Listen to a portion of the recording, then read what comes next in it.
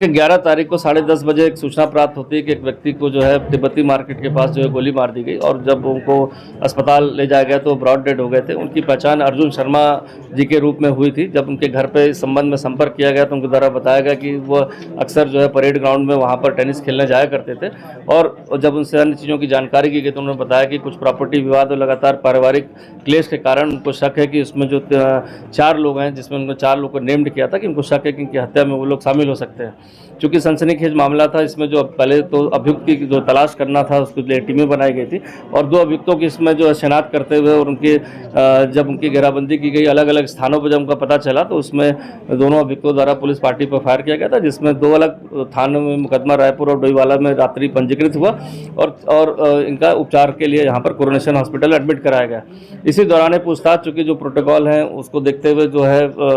पूछताछ की गई थी। पूछताछ में जो हमारे पास जो नेम्ड लोग थे उनसे संबंधित काफ़ी सारे साक्ष्य जो है कुछ आए थे, जो हमारी इन्वेस्टिगेशन में अलग अलग टीम्स के द्वारा एकत्र किए गए थे, जिसमें पता चला कि जो अभियुक्त पकड़ा गया है पंकज राणा, वो जो है एक अभियुक्त विजय उनियाल के साथ जो है उनके यहाँ ड्राइवर का काम करता है। साथ ही साथ जो दूसरा अभियुक्त है वो दोनों सगे भाई थे और जो दोनों ने मिलकर इस पर काम किया। इसमें जो कुछ पैसों की बात आई थी तो पता चला कि 3 लाख रुपए उनको प्राप्त हुए थे, 9 लाख रुपए इनको उसमें बाद में मिलने थे और इसी के लिए अभियुक्त जो है चोरी छिपे 8:30 बजे जो है वहाँ पर जो विनोद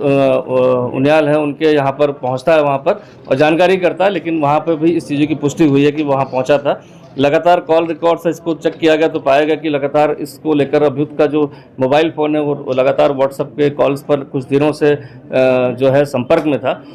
एक ज़मीन की प्रॉपर्टी का इशू भी जो है, जो मृतक है उनकी पत्नी द्वारा इसमें पूरे विवेचना में बताया गया कि एक ज़मीन है जिसकी कीमत काफ़ी थी, 14 करोड़ रुपए में करीब उसका एग्रीमेंट हुआ था और वो ज़मीन जो है मृतक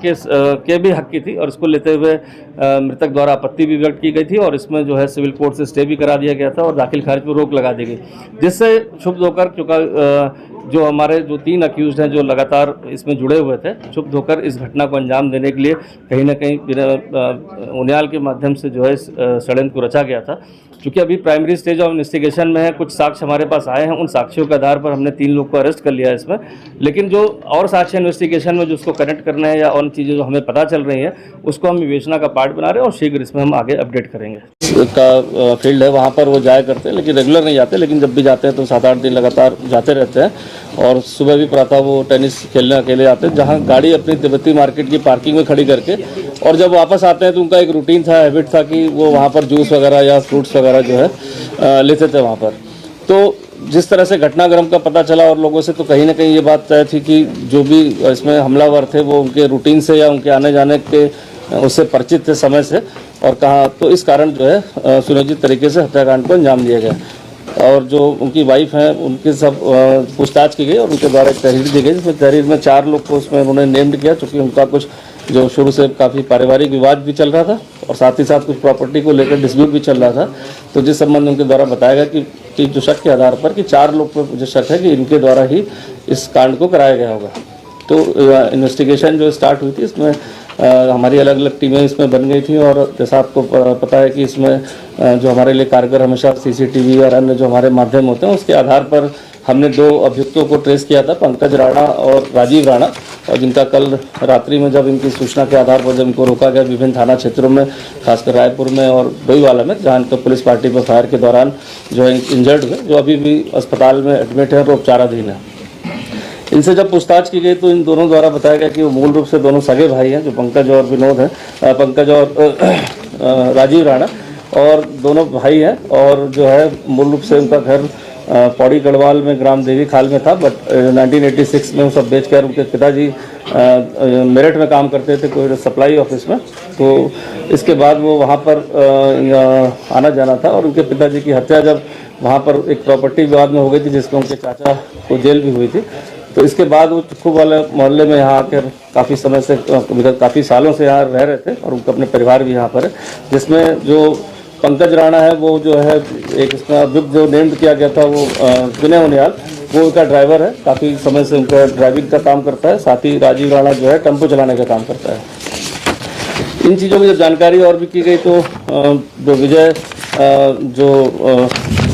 राजीव राणा है, इसका जो पता चला कि 1997 में भी जो है जब इनकी मदर का जो है सेकंड किस मतलब सौतेले बाप की भी हत्या जो है क्लेमेंट टाउन थाने में की थी और उसमें मुकदमा दर्ज हुआ था। तो ये सारी चीज़ों की जानकारी के उपरांत पूरे घटनाक्रम में यह भी जानने का प्रयास किया गया, चूँकि घटनाक्रम कल प्रातः 4 बजे के करीब एडमिट कराया गया था। तो उसके बाद जो है चूँकि ट्रीटमेंट में भी काफ़ी टाइम लग गया और पूछताछ उस तरह से नहीं हो पाई थी, तो विभिन्न टीमें हमारी जो एक डॉक्टर की देखरेख में पूछताछ के लिए उसमें अलाउ किया गया था। तो उसमें पूछताछ में कुछ चीज़ें पता चली जिसमें ऐसा लिंक इसमें इस्टेब्लिश हुआ हमारे बीच की जो ये ड्राइवर है कहीं ना कहीं जो है जो अभियुक्त विनय उनियाल है इसके टच में था। और जब ये प्रॉपर्टी विवाद जिसके बारे में भी बताऊंगा तो उसके कारण उसके द्वारा परेशान रहने के कारण उसको कहा गया था कि कहीं अगर कोई ऐसा व्यक्ति मिल जाए जो कुछ काम कर सके तो उससे बात करना। चूँकि इसको पता था कि उसका भाई राजीव राणा खुद एक मर्डर कर चुका है 1997 में, तो उसको कोई दिक्कत नहीं होगी। और इस तरह से जो एक सुनियोजित तरीके से जो लोग इसमें नेम्ड थे उनके द्वारा जो है सुनियोजित तरीके से हायर किया गया। मतलब उसमें जो बात की गई उसमें अभी तक ये बात आई कि 15 लाख मांगे गए थे, लेकिन 12 लाख में तय हुआ था। बट वो जो है 3 लाख का पेमेंट हुआ था, बाकी 9 लाख काम करने के बाद मिलने थे, जैसा अभियुक्त गणों से हमने पूछताछ में पता किया है। ये भी बात पता चली कि जब ये घटनाक्रम हुआ था तो अभियुक्त इसमें जो है पंकज राणा की जो है लगातार जो है व्हाट्सएप कॉल जो है विनोद उनियाल से दिन में और घटना के समय बाद में और कुछ समय से लगातार जो है व्हाट्सएप कॉल पर ही बातें चल रही थी और नॉर्मल कॉल्स एकदम बंद हो गई थी। साथ ही साथ ये भी पता चला वहाँ पर पूछने पर कि रात्रि 8:15 बजे के करीब अभियुक्त जो है चोरी छिपे वहाँ उनके घर पे पहुँचा था और ये जानने के लिए कि वहाँ घर पे है कि नहीं है जो अभियुक्त जो गिरफ्तार किया गया, लेकिन उसकी मौजूद ना होने पर पत्नी के मौजूद ना होने पर वहाँ से वापस आ गया। जो अभियुक्त द्वारा बताया गया है कि वो कुछ अपना हिसाब किताब के चक्कर में उनके घर पे जाना बताया। एक और बात आज इन्वेस्टिगेशन में पता चली, जो उनके मैनेजर है जो मृतक है उसका एक मैनेजर है विजय चौहान, जो काफ़ी समय से वहाँ पर काम करता है। उसके द्वारा बताया गया कि जो इसमें अभियुक्त है बीना शर्मा, जो मृतक की जो मदर है, इनके द्वारा कुछ दिन पूर्व पूछा गया था कि अपने बेटे के बारे में, चूंकि वो अलग रहता है, जब से पारिवारिक विवाद चल रहा तो अलग रहता है, उनके द्वारा पूछा गया था कि ये कहाँ पर खेलने जाता है सुबह और किस जगह जाता है, क्या इसकी टाइमिंग रहती है। तो चूंकि एक नॉर्मल वे में पूछा गया था तो उस समय कोई ऐसा शक सुबह इनके मैनेजर को नहीं हुआ, लेकिन जब बाद में घटनाक्रम हुआ और जब हमारी टीमें अलग अलग करके लोगों से पूछताछ कर रही थी तो उनके द्वारा भी बयान बताया गया कुछ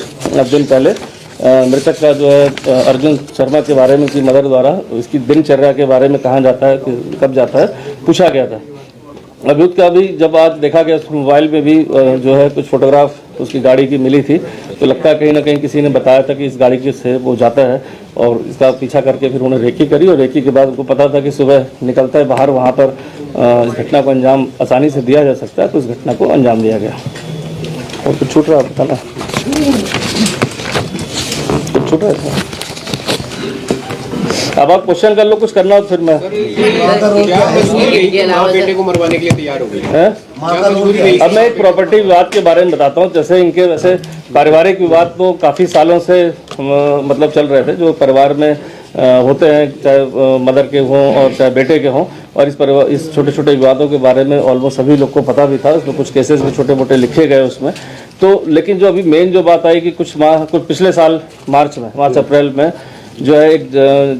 ज़मीन थी, वैसे तो इनको ये ये गैस एजेंसी जो मिली थी वो एक कंसिडरेशन पर मिली थी, चूँकि उनके फादर शहीद की उसमें थे, तो एक उनको मिली थी जो मदर और बेटे जो मृतक हैं उनके हिस्से में आधे थी कि जो भी उसका पैसा आता था वो आधा शेयर होता था। लेकिन धीरे धीरे उसमें डिस्प्यूट हुआ पैसे के हिसाब को लेकर, और बहुत सारा धन जो है इसमें दूसरा जो अभियुक्त है विनय उनियाल, उनके खातों में ट्रांसफ़र होता रहा। इसको लेकर ही विवाद बढ़ा कि बाहर के व्यक्ति को लगातार धन दिया जा रहा है और जो हमारे परिवार का होना चाहिए। तीन विवाद का पारिवारिक विवाद हुआ, फिर दोनों परिवार वो अलग रहने लगे, किराए पर लेकर तक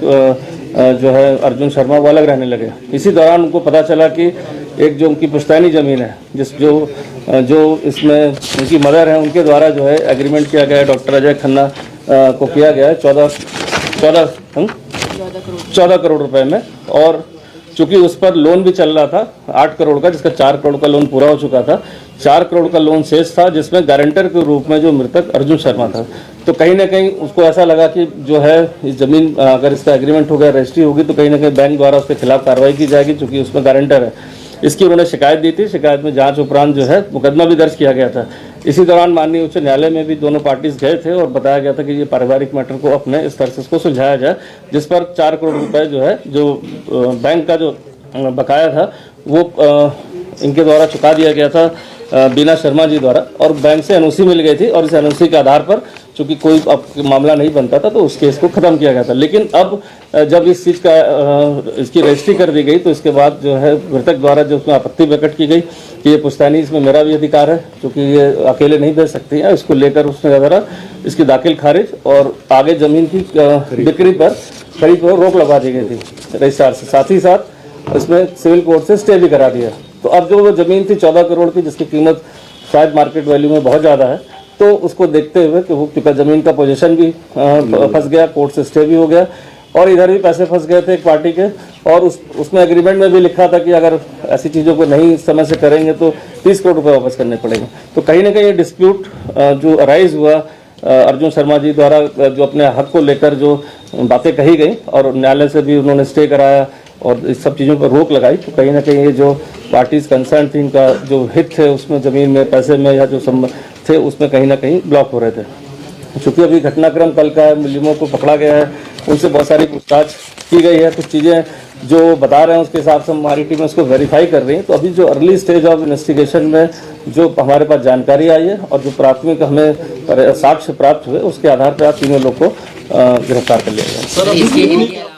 और भी है कि अभी किसी और का भी नाम आ रहा है? देखिए, इसमें 4 लोग को नेम्ड किया गया था, जिसमें 3 लोग अरेस्ट हो गए। एक जो विनय निहाल की पत्नी है उनका भी नाम लिखा गया। तो चूंकि अभी इन्वेस्टिगेशन में हमारे डायरेक्ट इस तरह के कोई साक्ष्य अभी नहीं आए, लेकिन जो अभी हमारे पास बयान आए हैं उस बयानों की पुष्टि के बाद अगर वो भी प्रमाणित होता है तो उन पर भी कार्रवाई नियमानुसार करेंगे।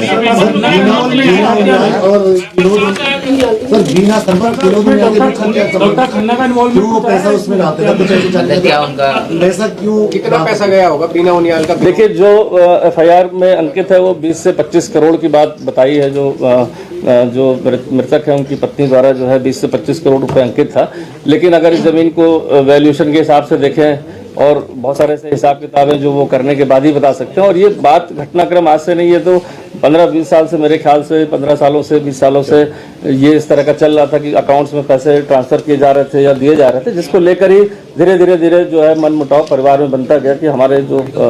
व्यापार के पैसे हैं वो जो हिस्सा है वो क्यों अन्य व्यक्ति को दिया जा रहा है। तो इसको लेकर कुछ वाद विवाद भी रहता था, जिसमें आपस में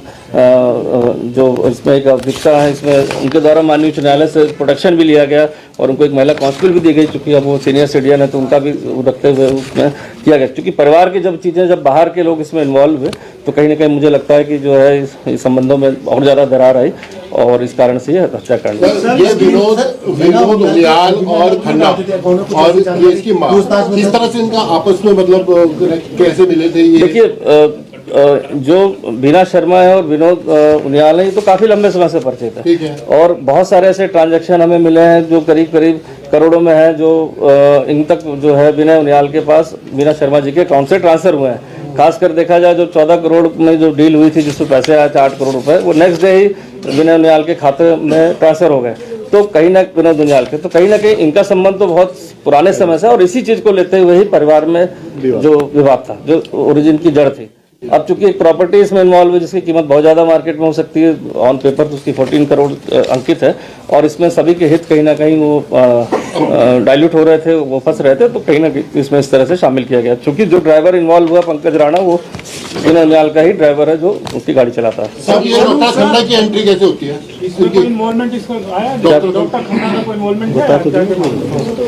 मैंने इसीलिए आपको बताया कि कुछ चीज़ें ऐसी हैं जो अभी प्राइमरी स्टेज ऑफ इन्वेस्टिगेशन में है, लेकिन हमारे पास जब एक साक्ष्य इतने हो जाते हैं कि हम अक्यूज को अरेस्ट कर सके, तो उन लिंकेजेस के आधार पर हमने उनको गिरफ्तार किया है। क्योंकि अभी एक दिन मतलब ऑलमोस्ट अभी सुबह 4 बजे की बात है और बहुत ज़्यादा अभियुक्त से हमने इंट्रोगेशन नहीं करी, लेकिन जो हमारे कॉल डिटेल्स है या जो अभियुक्त ने बताया किसी व्यक्ति के माध्यम से आपसे बात की गई और वहाँ से भी हम, क्योंकि अभियुक्त द्वारा भी उनका नाम लिया गया जो है वहाँ पर। कल भी जो 300 जो हमारी पुलिस मुठभेड़ हुई थी, जब उस समय भी उस केस में भी आईओ ने पूछताछ करी, तो उनके द्वारा जो है अजय खन्ना का भी उसमें नाम लिया गया था। नहीं, जो इसकी वाइफ ने मुकदमा दर्ज कराया तो अजय खन्ना के बारे में बताया तो होगा ना, विनोद उनियाल के बारे में बता दिया, अजय खन्ना के बारे में बताया होगा कि किस तरह। देखिए, अब उनकी वाइफ बिजनेस चीज में कितना ज़्यादा इन्वॉल्व रहते हैं ये डिपेंड करता है। बहुत सारे ऐसे लोग होते हैं जो सारे अपने हस्बैंड के या अपने सारे बिजनेस डील्स के बारे में या क्या चल रहा है उसे नहीं जानते, लेकिन इतना उन्होंने अपने बयानों में जरूर बताया कि मेरे पति इस चीज़ को लेकर कि तीनों लोग के कारण बहुत परेशान रहते थे, जो उनसे डिस्कस करते थे। जिस जमीन का सौदा हुआ था उसमें विनोद खन्ना ने भी, वो ये डॉक्टर खन्ना जो है उसका भी पैसा लगा था कि ऐसे कुछ निकल के बायर वही है, लैंड के बायर तो वही है ना, खरीदार तो वही है। सर, ये दोनों शूटर जो है सर, ये दोनों जो शूटर हैं, इन्होंने कुछ बताया कि मतलब ठीक है ये तो पता चला कि कैसे हायर हुआ, लेकिन माँ का इन्वॉल्वमेंट डायरेक्टली था मर्डर में, क्योंकि और चीजों में तो रही होगी शामिल मर्डर को लेके। देखिए, दो चीजें समझिए कि ये हत्याकांड जो दिख रहा है वो कहीं ना कहीं संबंधों का हत्याकांड है, जो मैं इसको समझ पाया हूँ या हमारी टीम समझ पाई है। जो संबंधों में दरार आई या संबंध कहीं के कारण जो है स्टार्टिंग, ये आज की नहीं, स्टार्टिंग 15 साल 20 साल के बैक में जाएंगे तो वहाँ से शुरू हुई है। और धीरे धीरे करते करते जब अर्जुन शर्मा जी द्वारा अपने पूरे बिजनेस को देखना शुरू किया गया, देखा गया कि बहुत सारे पैसे जो है जो हमारे बिजनेस के हैं, जो उनके होने चाहिए या उनके अकाउंट्स में होने चाहिए, वो कहीं ना कहीं विनोद उनियाल को ट्रांसफर हो रहे हैं या दिए जा रहे हैं। तो डिस्प्यूट जब बिजनेस संभालना शुरू किया तब से शुरू हुई है। पहले वो पारिवारिक डिस्प्यूट का लेती रही, फिर वो अलग अलग भी हो गए, रहना हो गए, फिर उनके द्वारा एक दूसरे पर मुकदमेबाजी भी की गई जो परिवार के रूप में की गई, जिसमें विनोद उनियाल का नाम भी रहा। जो 420 के केसेस इस टाइप के लिखे गए, कुछ सही पाए गए, कुछ में एफआईआर लगी। बट जब ये बड़ी लैंड की डील, अभी तक तो चीज़ें ठीक थी कि वो आधे आधे के हिसाब से काम चल रहा था, लेकिन जब वो लैंड की डील जो हुई है जिसमें जो मृतक है उनका कहना था कि उनके पिताजी के द्वारा अन्य संपत्ति थी, तो उनका भी उसमें उतना ही अधिकार है जितना उनकी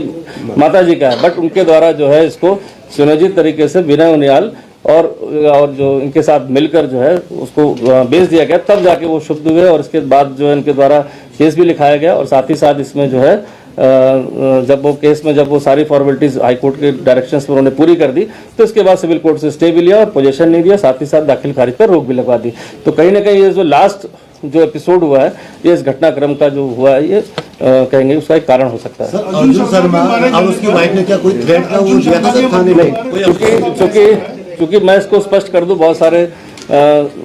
सोशल मीडिया में इस तरह की बातें कही जाती हैं, कभी कोई व्यक्ति आके कुछ भी कह देता है। क्योंकि मैं खुद ही जानता हूं कि अर्जुन शर्मा जी से कम 3 से 4 बार मुलाकात हो चुकी है, उनकी मदर से कम 2 बार मुलाकात हुई है, विनय उनियाल भी 2 बार ऑफिस में आते, तो अपने अपने प्रकरणों में जब समय समय पर वो आते रहे हैं, और जब भी आते रहे उनकी अगर कोई जेन्युइन शिकायत थी तो उसको अटेंड किया गया, और जो जेन्युइन नहीं थी उसमें कार्रवाई नहीं हुई। तो ये तीनों लोग को जाना किसी के द्वारा भी कभी, चूंकि पारिवारिक की बात था, उसमें थ्रेट की कोई बात ही नहीं थी। चूंकि अगर थ्रेट की बात होती तो उनकी जो वाइफ है उनके द्वारा जरूर स्पष्ट किया जाता कि उनको कभी थ्रेट दी गई कोई वाइफ, चूंकि ये एक पारिवारिक मैटर था जो चल रहा था अंदर ही अंदर, और साथ ही साथ उसकी लैंड डील हो गई, तो उसमें कहीं थ्रेट का कोई ओरिजिन नहीं हुआ कि ये सारे लोग जानने वाले थे, ऐसा नहीं कि अनजान लोग थे ये। तो वो उससे ज़्यादा जो है जो भी चेंजेस है, उनकी पत्नी से भी पूछा गया था इस बारे में, आईओ ने पूछा भी है सभी ने, तो उन्होंने कहा ऐसी कोई बात नहीं थी, बट ये डिस्प्यूट जब से आई तब से वो परेशान थे। सर, अर्जुन शर्मा के मरने पर कोई भी पैसा विनोद उनियाल को नहीं मिल सकता था, फिर भी उसका मर्डर कराया गया विनोद उनियाल की तरफ से। तो देखिए जो वो पैसा गया वो अर्जुन जो विनय उनियाल के अकाउंट में ट्रांसफर हुआ है। अगले दिन जो है जब रजिस्ट्री के जो पैसे आए हैं जो इनके खन्ना जी द्वारा, तो अगले दिन वो अकाउंट में ट्रांसफर हो गए हैं आपके विनोद उनियाल के।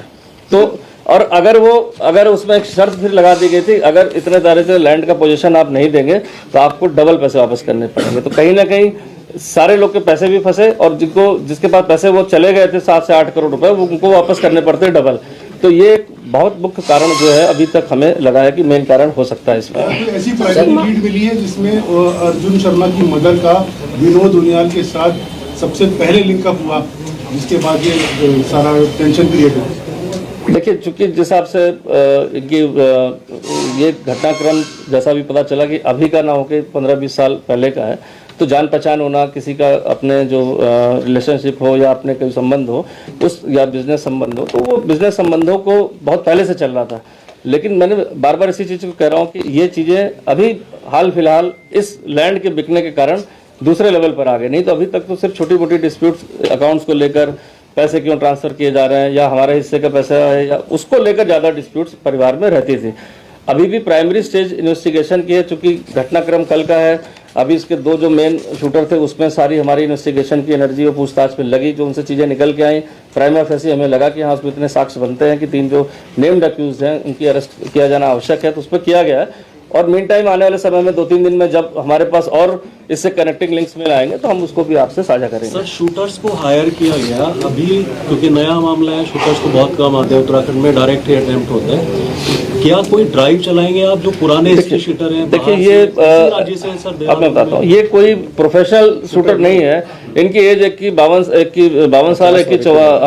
50 साल और एक की 52 साल है। पहले भी उसने मर्डर किया था। मैं बता रहा हूँ आपको, जो मर्डर किया था वो अपने पिताजी का किया था, जो उनके सौतेले पिताजी थे। क्योंकि इनकी माताजी द्वारा जब एक मुस्लिम युवक से वो कर लिया गया तो उससे आवेश में आकर उसने उसको मार दिया था। उस समय वो अपनी उम्र 97 में और अभी के इतने साल पहले करीब 30 साल पहले ऑलमोस्ट जो है एक घटनाक्रम हुआ था जो पारिवारिक था। वो कोई ऐसा नहीं था कि वो किसी अनजान व्यक्ति की या किसी को पैसे लेकर उसे मारा हो। वो सिर्फ आवेश में आकर कि क्यों उनकी माताजी के साथ जो व्यक्ति था उसने कैसे वो शादी करी, तो इससे वो क्षुब्ध होकर किया, जो उसने बताया भी है। और उसके बाद से लेकर अभी तक उसका कोई क्रिमिनल रिकॉर्ड, ट्रैक रिकॉर्ड नहीं है। तो इस तरह के प्रोफेशनल शूटर ना होकर ये कहते हैं कि और ड्राइवर था और जिस तरह की नामजद और खासकर अभी जो बात है कि और उसमें भी जो अभी मुझे पता चला, हम अपडेट कर रहे हैं कि उसमें भी 2001 में वो बरी हो गया था। तो ऐसा कोई इसका रिकॉर्ड वैसा नहीं मिल पाया कि वो कंटिन्यूस है, क्योंकि पारिवारिक मैटर था। क्या उस समय स्टेटमेंट हुए होंगे, क्योंकि उत्तराखंड से पहले स्टेट बनने के पहले का प्रकरण था और मेरठ उसमें सहारनपुर में था। तो वो फाइल अभी चेक करनी पड़ेगी किन आधार पर बरी हुआ था, बट उसके द्वारा बताया गया कि उसमें बरी हो गया था। सर हथियारों का पता चला कि हथियार कहाँ से इन्होंने कहाँ से मिले इनके? देखिए इसमें जो आप भी समझ रहे हैं कि जब ये वहाँ रहते थे, जब ये इनके पिताजी जब मेरठ वहाँ पर थे शुरू में, और तो इनका मेरठ में काफ़ी शुरुआती स्टेज में ज़मीन भी थी, वहाँ पर आना जाना भी था, तो इनके संबंध वहाँ पर पहले से थे और उस हिसाब से उन्होंने वहाँ से पहले से लेकर रखा हुआ था। क्योंकि आप भी समझ रहे हैं सारे अभियुक्त सारी बात अपनी उतनी आसानी से नहीं बताते हैं, क्योंकि अभी वो हॉस्पिटल में अभी भी एडमिट है, तो बहुत सारे प्रोटोकॉल होते हैं। जो एक न्यायिक हिरासत में हो या हॉस्पिटल में इंजर्ड हो, तो कहीं ना कहीं वो उसको सारे जितने हमारे मानवाधिकार के असूल सभी चीज़ों को ध्यान में रखते हुए पूछताछ की जाती है। तो कभी कभी उन चीज़ों के कारण जो है अभियुक्त सारी चीज़ें सही नहीं बताता, तो इन चीज़ों ने बताया कि उनके पास पहले से रखा हुआ था और वो मेरठ आते आते थे तब का उनके पास हाँ अभी वो एडमिट है। अभी आज हमने 307 जो हमारा केस अभी गोली कांड वाला था जिसमें पुलिस पार्टी में फायर वाला, उसमें रिमांड लिया है और इसमें कल हम जो है सर, क्योंकि इतने कम समय में जो है काफी सारे अपराध देखने को मिल रहे हैं एक के बाद एक, अब आपकी क्या रणनीति है कि ताकि जो क्राइम है वो कम किए जाए? देखिए 2 तरह के अपराध की श्रेणी जरूर होनी चाहिए। एक होता है व्यक्तिगत, जहाँ पर किसी को कोई जानकारी नहीं और व्यक्तिगत, जैसे जो मैंने बताया, चाहे वो ऋषिकेश का प्रकरण हो चाहे वो देहरादून का प्रकरण हो, वो इतने व्यक्तिगत और पर्सनल उसमें चल रहे थे, कितने सालों से एक था, और वो कहीं ना कहीं प्यार के प्रतिशोध में कहेंगे या जो भी कहेंगे उसको जिन शब्दों में कहेंगे वो उसके लिए हुआ था। और कोई प्रोफेशनल क्रिमिनल आके कोई अपराध करता है, हायर्ड होता है और वो प्रोफेशनल क्रिमिनल है, लगातार वो ऐसी वारदातों को अंजाम देता है। इस मैटर में भी वो प्रोफेशनल क्रिमिनल नहीं है, बट उनकी जो कंडीशन देखी हमने उनके फैमिली की और उस तरह की, तो कहीं ना कहीं को पैसे की जरूरत थी और इस चीज़ को देखते हुए जो है अभियुक्त द्वारा उसका प्रयोग किया गया, क्योंकि उसको जानकारी थी कि इसके इनमें से एक ने जो है अपने पिताजी की हत्या की, जैसे जानकारी आपस में रहती है, तो कहीं ना कहीं उसके उस चीज़ों को इस्तेमाल किया गया। किस असले का इस्तेमाल किया गया? इसमें 315 बोर का असला इस्तेमाल किया। सर एक चीज ये दोनों मारने के बाद प्लानिंग क्या थी? मतलब ऐसी शहर में घूम रहे थे या कुछ ऐसा बताया कि निकलने की प्लानिंग थी, क्या थी? इनको अगर इतने प्रोफेशनल क्रिमिनल थे, इनको ये प्लानिंग ये तो नहीं थी। इनको लगता था कि इनकी पहचान नहीं हो पाएगी अगर हम बिना नंबर की स्कूटी से आएंगे और हमने हेलमेट पहन ही रखा है और तो हमारी पहचान नहीं होगी। इसके बाद पहचान बदलने के लिए भी इन्होंने क्या किया, अपना पहुंच के एक जगह पर अपनी मुझ पे जो उसको कपड़े को चेंज कर दिया गया, ब्लैक से उसने ब्राउन कलर की जैकेट चेंज कर दी, साथ ही साथ अपने जो उसके वाइट हेयर तो उसको डाई करके उसको ब्लैक कर दिया और अपनी मुझ को मुस्टैच को हटा दिया। तो कहीं ना कहीं उसको पता था कि जो हुलिया कहीं होगा तो मेरे से कहीं मैच नहीं होगा। ठीक है।